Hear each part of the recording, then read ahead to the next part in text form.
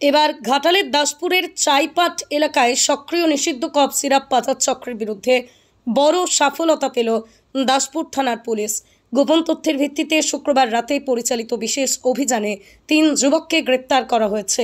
ধৃতদের কাছ থেকে উল্লেখযোগ্য পরিমাণ বেআইনি কফ সিরাপ বাজেয়াপ্ত করা হয়েছে, যা অবৈধ মাদক বাণিজ্যের জেরেই এলাকায় ছড়িয়ে পড়েছিল বলে প্রাথমিক তদন্তে জানা গেছে।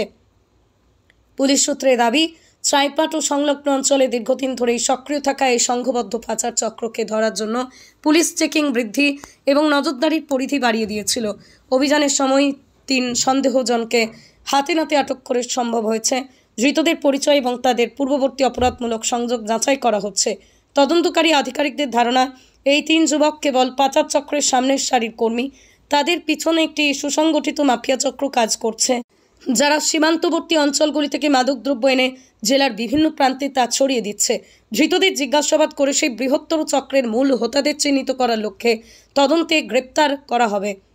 এই অভিযানের নেতৃত্ব দেন ঘাটাল মহকুমার এসডিপিও দুর্লভ সরকার।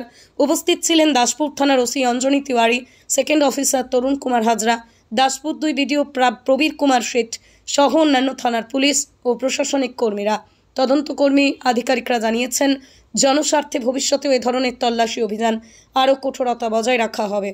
গ্রেপ্তার হওয়া 3 ব্যক্তির নাম জয়মাল্য পাল, দাসপুর সামাট বেড়িয়া, সৈকত মাইতি, ঠিকানা দাসপুর কলরা, প্রসেনজিৎ জানা, দাসপুর যদুপুর। না, এই দাসপুর থানার এই যে সীমান্তবর্তী অঞ্চল, মানে যেখানে হুগলি এবং হাওড়ার যে সীমান্তবর্তী অঞ্চল আছে, এই অঞ্চলে আমাদের কাছে দীর্ঘদিন থেকেই খবর আসছিল যে নিষিদ্ধ কাপ সিরাপ বা ফেন্সিডিল জাতীয় বস্তু এখান থেকে মানে ট্রান্সপোর্ট করা হচ্ছে, এক জায়গা থেকে আরেক জায়গায় নিয়ে যাওয়া হচ্ছে। তো সেই অনুযায়ী আমরা খবর রাখছিলাম এবং আজকে আমাদের সোর্স থেকে একদম সঠিকভাবে আমরা খবর সংগ্রহ করে আজকে জানতে পারি যে এখানে 3 জন এরকম তাদের কাছে ব্যাগ আছে এবং তাদের কাছে সন্দেহজনক এরকম বস্তু থাকতে পারে।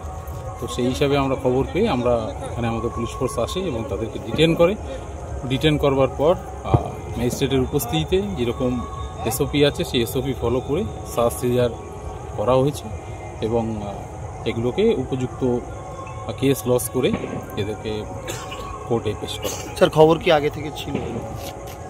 খবর আগে থেকে ছিল বলতে মানে এই এলাকার উপর আমাদের নজর ছিল, খবর আসছিল বিভিন্ন রকম, কিন্তু কংক্রিট খবরের অপেক্ষা করছিলাম আমরা। আজকে কংক্রিট খবর পাওয়ার পর আমরা এদেরকে ইন্টারসেপ্ট করি এখানে এই চাইপাট এলাকায় এবং সেখান থেকে এগুলো উদ্ধার করা হয়। স্যার, এর আগেও তো উদ্ধার হয়েছে, আপনার কোথাও কি মনে হয় যে এই প্রবণতাটা বাড়ছে, দাসপুরে ঢুকছে এরকম, না এর সাথে কি আরও কেউ যুক্ত আছে? না, যুক্ত তো থাকতেই পারে, যেহেতু এটা একটা সীমান্তবর্তী অঞ্চল আছে, আমি প্রথমেই বললাম, এবং হাওড়া এবং হুগলির যে সীমান্ত লাগোয়া অঞ্চল এটা, তো সেক্ষেত্রে পাশের জেলারও ইনভলভমেন্ট থাকতে পারে বা দাসপুর বা ঘাটাল সাব ডিভিশনেরও অন্য লোকের ইনভলভমেন্টও এর সঙ্গে থাকতে পারে। এটা আমরা কি দেখছি, এখনও ভীষণ ইনিশিয়াল স্টেজে আছে। তো এরপর আমরা ইন্টারোগেশন করে আমরা এই সম্পর্কে বলতে পারবো। ধন্যবাদ। ব্যাগে কি আছে ভাই তোমার? Cough syrup. আপনি বলুন। এটা হচ্ছে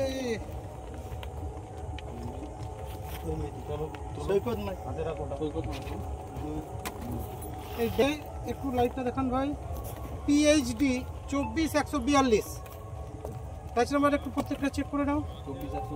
24142 ঠিক, একটু স্যাম্পল চেকিং করে নাও, আর করিয়ে দাও। এইখানে আসো, হাত লাগাও। এই তুমি কি করছো? 3 দিন হয়েছে, তুমি ছাড়ো, তুমি এদিকে আসো, চলো। হাত চালাও রে ভাই, হাত চালাও চটপট।